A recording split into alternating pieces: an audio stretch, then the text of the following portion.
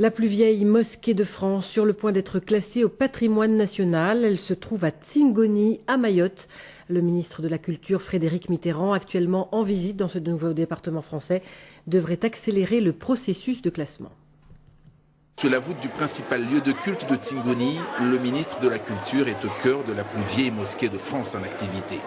Construite au XVIe siècle par le sultan Issa, ce monument conserve les vestiges du règne des sultans chiraziens.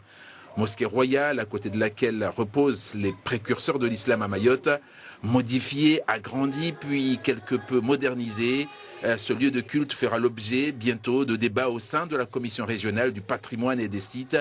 Ainsi s'ouvre la porte du classement au patrimoine national, porte d'accès aux deniers publics pour sa rénovation et sa conservation.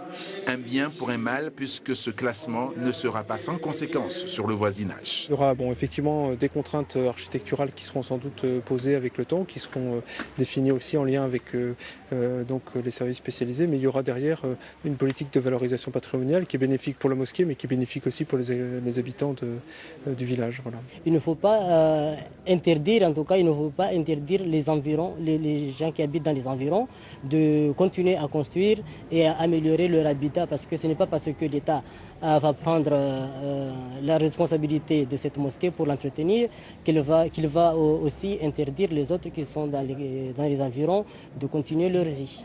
Tsingoni était jusqu'en 1790 la capitale politique de Mayotte.